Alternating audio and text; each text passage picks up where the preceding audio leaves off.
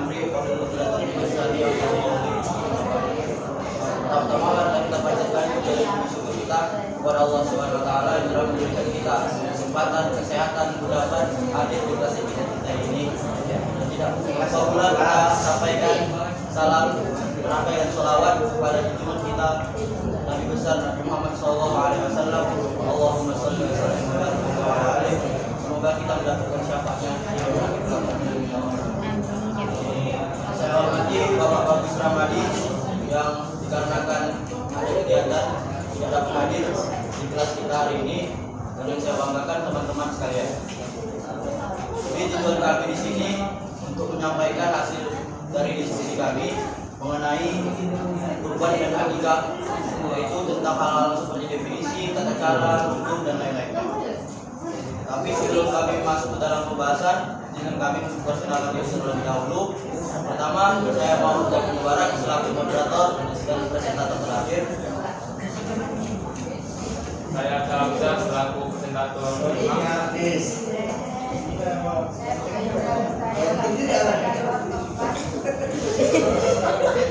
Presentator kedua, saya Siti Hasnalia.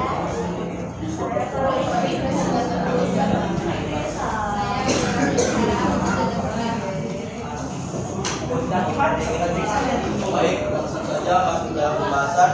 Pertama, kepada Aulia Wahyara sebagai presentator pertama, silakan. Baik, di sini saya akan menyampaikan definisi tentang akikah dan kurban. Akikah secara lugawi adalah rambut yang berada pada kepala bayi yang sebagian masa mengangkat najis, yang berdiagnostikan pada masa umur 7 hari, dan ada juga yang berpendapat 9 hari atau 15 hari. Berhubung hewan sembelihan yang diperuntukkan anak laki-laki berbeda dengan yang diperuntukkan untuk anak perempuan, sebagaimana yang telah menjadi warisan budaya bangsa Arab, maka dilakukanlah sembelihan binatang yang berkaitan dengan 7 hari dari pasarannya sebelum pada pencukuran rambut dan pemberian nama bagian hewan. Adapun pengertian akikah secara istilah antara lainnya ditentukan oleh Ibnu Qayyim dalam kitabnya Tuhfatul Awliya bahwa Imam Ghazali akikah adalah menyembelih hewan pada hari ke-7-nya dalam buku Al-Baqarah. Selanjutnya Ibnu Qayyim mengatakan demikian karena mengandung dua unsur di atas dan kedua. Kata kurban berasal dari bahasa Arab yaitu korban yang kurbanan yang berarti dekat atau mendekatkan diri kepada Allah. Secara filosofis, kurban adalah wujud pendekatan seseorang hamba kepada Allah Subhanahu wa taala sebagai bentuk ketaatan dan rasa syukur. Secara istilah, kurban adalah penyembelihan hewan tertentu pada hari raya Idul Adha yaitu pada 10 Dzulhijjah hingga akhir hari tasbih yaitu 11, 12, 13 Dzulhijjah dengan tujuan mendekatkan diri kepada Allah Subhanahu wa taala. Saya kembali kepada moderator. Baik, terima kasih kepada Aulia. Selanjutnya presentator kedua kepada Siti Aulia.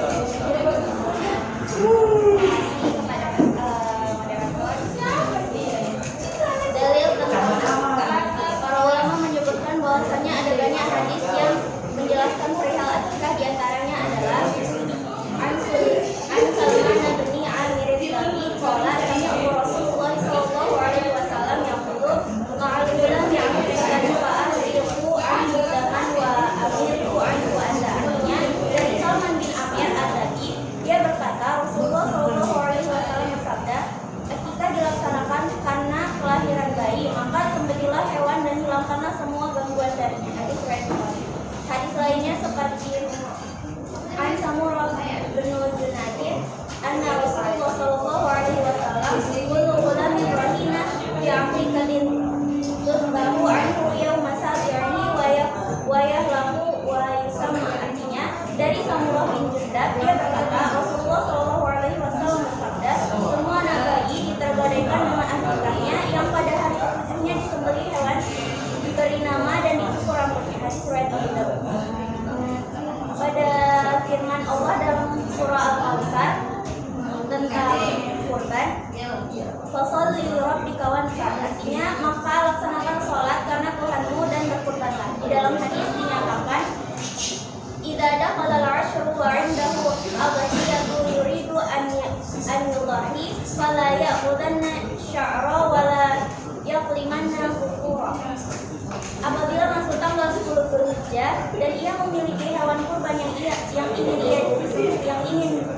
hendak kembali, maka jangan memotong rambut atau memotong kuku.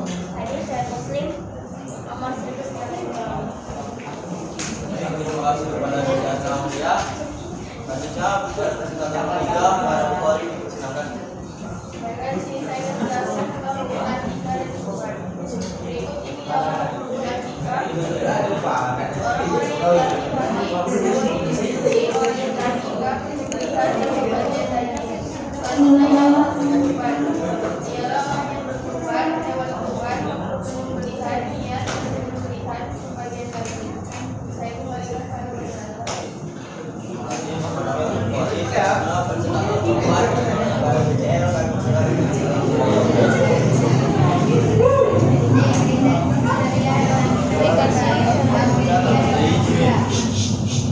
Akikah adalah suatu ibadah yang sudah dilakukannya dan sebagai jenis hewan beberapa hewan yang dipergunakan untuk akikah adalah kambing atau domba.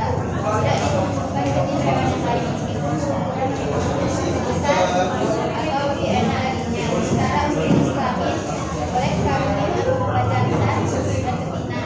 Hewan jenis Jersey atau domba putih sehat umur minimal 5 tahun dan paling jauh minimal 1 tahun. Dibolehkan disembelih untuk akikah adalah seperti hewan yang dibolehkan disembelih untuk kurban dari sisi usia dan kriteria. B. Kriteria hewan kurban. Para ulama telah sepakat terkait hewan yang dijadikan kurban, yaitu hewan yang tergolong jenis an'am atau unta ternak. Di dalam Al-Quran disebut dengan Bahimahul An'am, yaitu unta, kambing, dan sapi.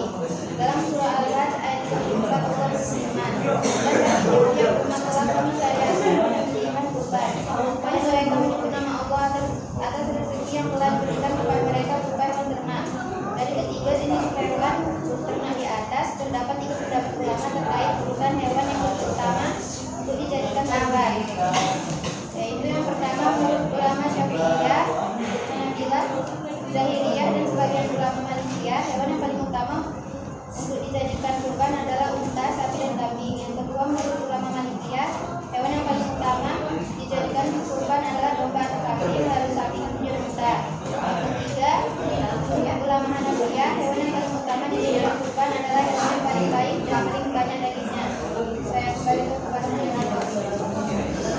Terima kasih kepada wanita Mesrani. Dan kesempatan kelima, salam jalan silakan.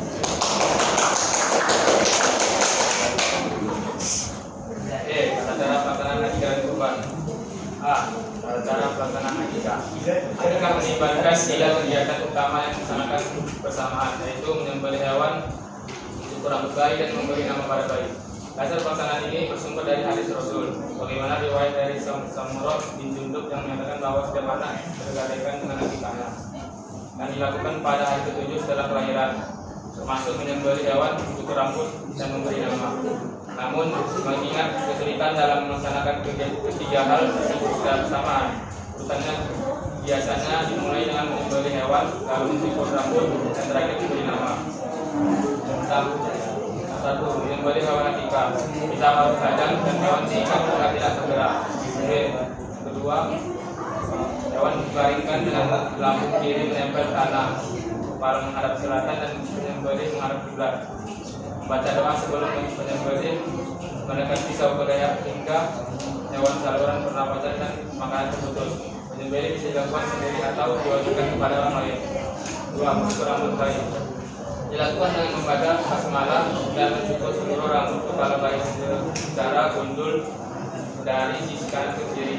Rambut yang dicukur ditimbang dan disedekahkan dalam bentuk emas atau perak sesuai berat rambut tersebut.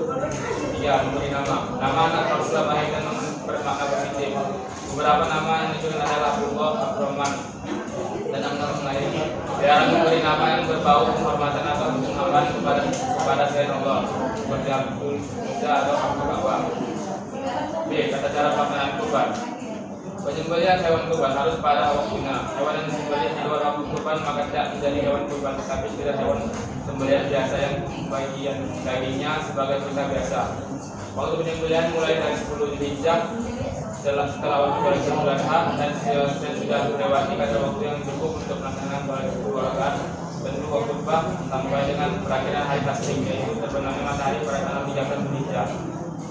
Untuk penyembelihan yang paling utama itu pada pagi hari setelah selesai sholat Idul Adha.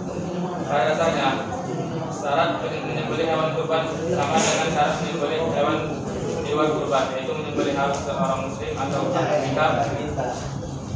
Dua, penyembelihan harus dilakukan dengan sengaja untuk tujuan. Tiga, dalam penyembelihan hewan yang mudah disembelih harus memutuskan seluruh hukum tenggorokan atau saluran nafas dan mari kerongkongan atau saluran makanan dan minuman dalam satu penyembelihan. 4, penyembelihan yang dilakukan lebih dari satu maka saat khususnya hulkum dan mari disyaratkan hewan masih dalam kondisi haid mustaqirrah. Haid mustaqirrah adalah kondisi hewan masih mempunyai kehidupan yang melekat. Tanda haid mustaqirrah adalah darah masih mengalir dengan deras atau hewan masih bisa bergerak dengan kuat. Jika saat menyembelih terakhir, yaitu saat putusnya hukum atau mari, hewan sudah sekarat dan hampir mati, yang jika dibiarkan sebentar pun akan mati, maka hakikat kematian hewan tersebut bukan sebabkan penyembelihan terakhir, melainkan penyembelihan sunnah yang tidak memenuhi syarat. Untuk itulah hewan masih menjadi bangkai dan memotong dua otot samping pada jahit hukumnya sunnah. 5, penyembelihan hewan harus menggunakan alat tajam selain kuku, gigi dan kurang. Jika penyembelihan menggunakan alat yang dapat memotong, namun bukan sebab saja melainkan dengan berat dari alat atau orang yang memotong, maka hukumnya haram. Bagi hewan yang tidak dapat dikendalikan sehingga tidak dapat disembelih dengan normal, maka penyembelihan dengan cara mengkon melempar alat disembelih pada tubuh manapun dari hewan tersebut dengan alat tajam, selain tulang, gigi, dan kuku yang dapat melukai dan mengalirkan darah hewan tersebut sehingga dapat menyebabkan kematiannya. Tapi pada saat terluka dan hewan tersebut memiliki haid mustaqirrah serta dapat dikendalikan, maka wajib dilakukan penyembelihan secara normal pada hewan tersebut. Jika ada uzur tidak dapat disembelih secara normal, kemudian mati sebelum disembelih, maka hukumnya haram. Terima kasih. Kembali kepada pembelajaran.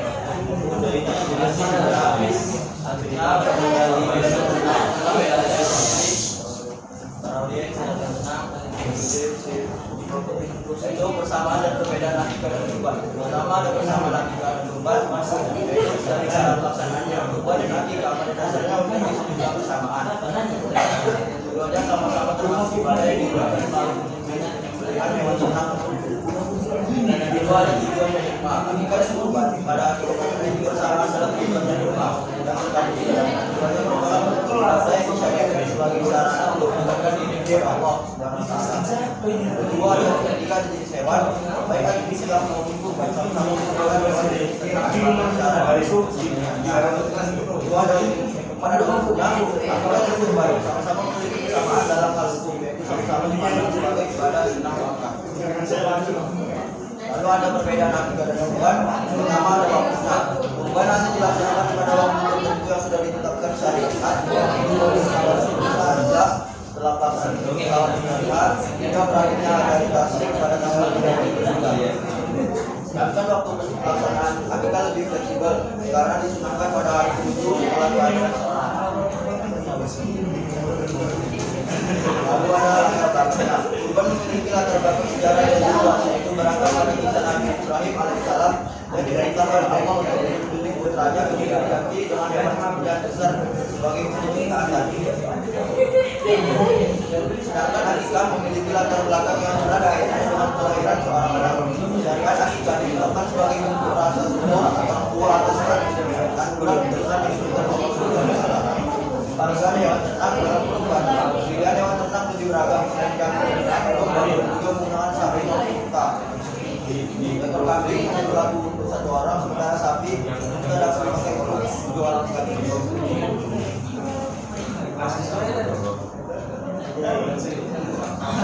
Sedangkan dalam akikah hewan yang digunakan pada kambing berubah. Hewan laki-laki dianjurkan untuk 2 ekor kambing, sedangkan hewan ras ekor. Kurban adalah cara pembagiannya adalah kurban daging sembelihan dibagikan dalam keadaan bisa. Pembagiannya lebih luas dengan prioritas utama diberikan kepada fakir miskin, kemudian sisanya untuk keluarga dan orang-orang yang tidak mampu. Sedangkan dalam akikah, daging hasil sembelihan disenangkan untuk dibagikan dalam keadaan sudah dimasak. Baik, itu sajalah hal-hal yang dapat kami sampaikan. Selanjutnya kami akan buka sesi pertanyaan dari 2 orang laki-laki dan 2 orang wanita. Ya, gampang.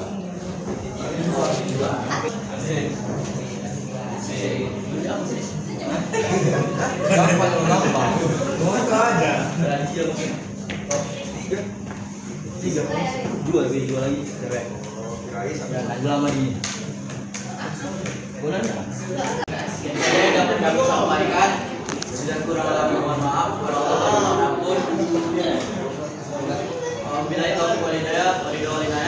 Assalamualaikum warahmatullahi wabarakatuh. Waalaikumsalam.